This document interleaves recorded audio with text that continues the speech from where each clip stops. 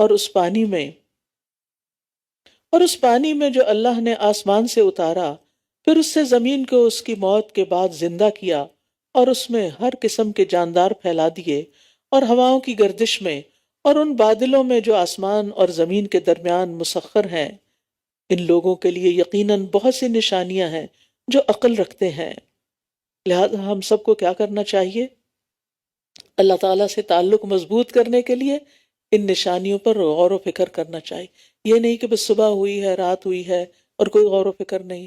چڑھتے سورج کو دیکھ کر بھی اللہ کی شان کو یاد رکھیں، اللہ کی تسبیح کریں، اور جب سورج غروب ہو رہا ہو، جب دن کی روشنی آئے اور جب رات کا اندھیرا ہو، ہر آن اپنے رب کو یاد کریں اور اللہ تعالیٰ کی قدرت کو پہچانیں کہ یہ اس کے سوا کوئی بھی نہیں کر سکتا، وہ اکیلا ہی یہ سب کچھ کر رہا ہے۔ لیکن اس کے باوجود لوگوں کی آنکھوں پر پٹی بندھی ہوئی ہے، وہ اللہ کو چھوڑ کر اوروں کو اپنا معبود بنا لیتے ہیں اور ان سے سخت محبت کرتے ہیں۔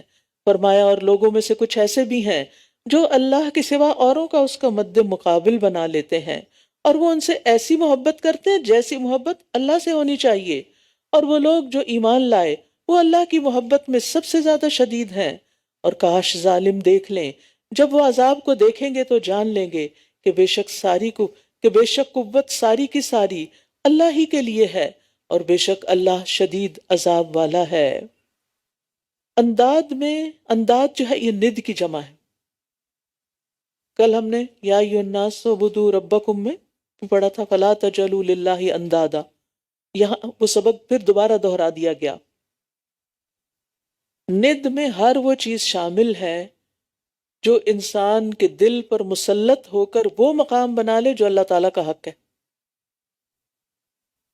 بت پرست جو ہیں وہ ان ہستیوں کی مورتیاں بنا کے ان کو پوجا کرتے تھے جن سے وہ محبت کرتے تھے۔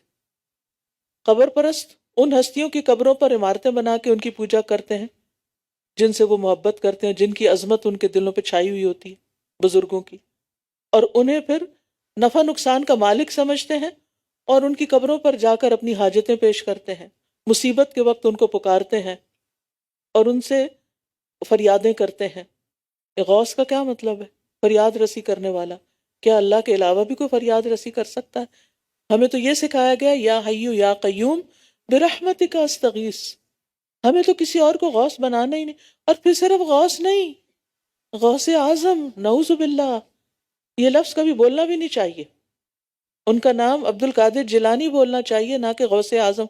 یہ بولنا بھی شرک ہو جاتا اگر ذہن میں وہی ہیں، لیکن ہم کبھی سوچتے ہی نہیں کہ ہم کیا کہہ رہے ہیں۔ پھر اسی طرح باقی بھی بہت سی مثالیں آپ کے سامنے اپنے معاشرے کی موجود ہیں کہ جن کی طرف توجہ دینے کی ضرورت ہے، کیونکہ شرک ایسا گناہ ہے جو قابل معافی نہیں۔ اور پھر آپ دیکھیں کہ پچھلی قوموں کے اندر بھی ایسی خرابیاں پیدا ہو گئی۔ اب دیکھیں تقریباً کئی سو سال کعبہ کے اندر بت رکھ دیے گئے، اور لوگ اس کے ساتھ ان بتوں کے ساتھ کعبہ کا طواف کرتے۔ اللہ جو ایک ہے اور جس کو اپنے ساتھ کسی کو شریک بنانے پر اتنا غصہ آتا ہے، اتنا اس کا غضب بھڑکتا ہے کہ قریب ہے کہ آسمان پھٹ پڑے اور زمین بھربری، پہاڑ پھٹ پڑے اور بھربرے ہو جائیں، لیکن اس کے باوجود اللہ نے برداشت کیا، اس شرک کو برداشت کیا، اور پھر اس کے خاتمے کے لیے ایک رسول بھیجا۔ ہم جب کسی کے اندر کوئی خرابی دیکھتے ہیں، شرک ہی دیکھتے ہیں، تو ہمارا حال کیا ہو جاتا ہے؟ ہمیں برداشت نہیں ہوتا۔ ہاں، ہمیں غصہ آنا چاہیے، ہمارے دل کو تکلیف ہونی چاہیے، لیکن طریقہ وہی اختیار کریں اصلاح کا جو نبی صلی اللہ علیہ وسلم کا تھا۔ اور آپ نے دیکھے کتنے دلوں کو مسخر کر لیا۔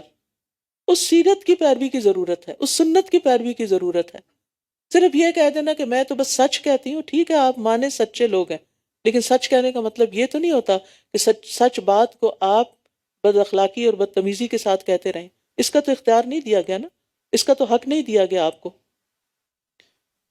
تو اللہ کے نزدیک سب سے بڑا گناہ یہ ہے کہ کسی کو اللہ کے ساتھ برابر کیا جائے، حتیٰ کہ نبی صلی اللہ علیہ وسلم کو بھی اللہ کا شریک نہیں بنا سکتے، کسی فرشتے کو، جبریل علیہ السلام یا اور مقرب فرشتوں کو بھی اللہ کا شریک نہیں قرار دے سکتے۔